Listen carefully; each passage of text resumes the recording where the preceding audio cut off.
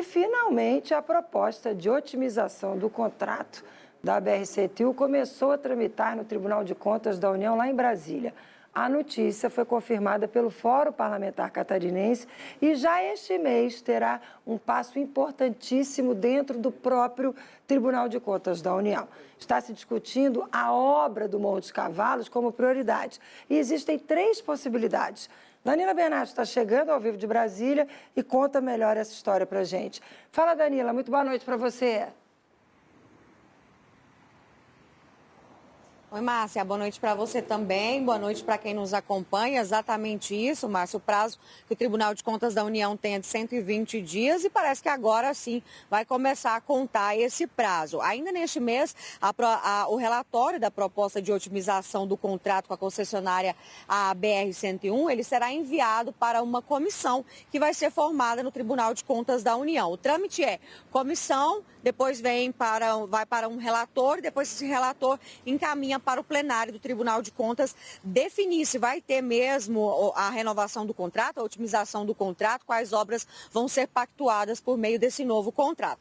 A informação, como a Márcia disse, veio por meio do Fórum Parlamentar Catarinense, mais especificamente pelo coordenador do Fórum, o deputado Pedro Kizai, porque ele teve uma reunião essa semana com a secretária nacional de Transportes Rodoviários, a Viviane S., que é aqui do Ministério dos Transportes, de onde a gente fala ao vivo neste momento, e ela atualizou a situação do desenrolar dessa história, dessa otimização do contrato lá no TCU.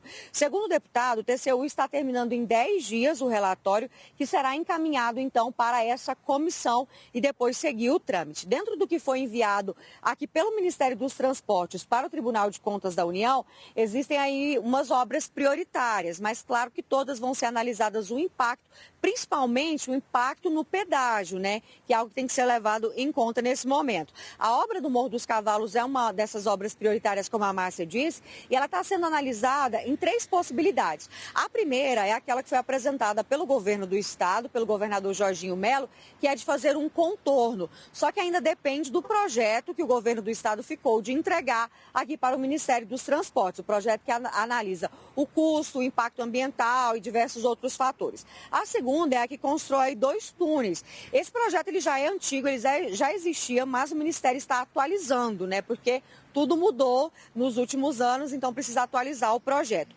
E a terceira, a possibilidade, uma possibilidade mais recente, que o deputado Pedro Kizai me disse, é o mesmo projeto de realizar 2 túneis, só que eles fariam apenas um desse contrato agora com a Artéries, nessa otimização do contrato. Realizaria apenas um túnel, por quê? Porque ficaria mais barato e impactar menos no pedágio, e esse túnel teria sentido único e as pistas que já existem seriam no sentido contrário. Bom, nós vamos ver agora o que disse o deputado a respeito dessas obras. Sobre o Morro dos Cavalos, se abriu 3 possibilidades. Uma, o contorno viário. A segunda alternativa, 2 túneis. E aí precisa avaliar qual é o impacto sobre o pedágio de construir 2 túneis. E a terceira alternativa é construir um túnel e aproveitar a atual pista como uma das direções do fluxo do transporte para diminuir o impacto sobre o pedágio. Então, estamos atentos, agora vai se constituir a comissão especial para o Tribunal de Contas, dentro do prazo regimental, definir o contrato de otimização. O deputado também comentou que não existe nenhuma prioridade por parte do Ministério entre essas 3 possibilidades. O Ministério diz que está aberto a qualquer uma que for escolhida, desde que seja a melhor com relação aí ao prazo da execução, ao impacto ambiental e ao fator econômico. Então, o Ministério também aguarda essas análises para poder tomar partido com relação a essas obras. E a gente, claro, vai seguir acompanhando, porque, como eu disse, são 120 dias que o TCU tem para poder dar uma resposta. Agora, para finalizar, ontem nós falamos aqui a respeito do problema dos radares, né? Que existe aí, por causa do corte do orçamento, uma dificuldade por parte do DENIT em dar manutenção nesses radares de controle de velocidade que podem parar de funcionar. A gente segue aguardando uma resposta aqui do Ministério dos Transportes com relação ao que pode ser feito para que esses radares, que são importantes aí principalmente para evitar acidentes graves, continuem funcionando.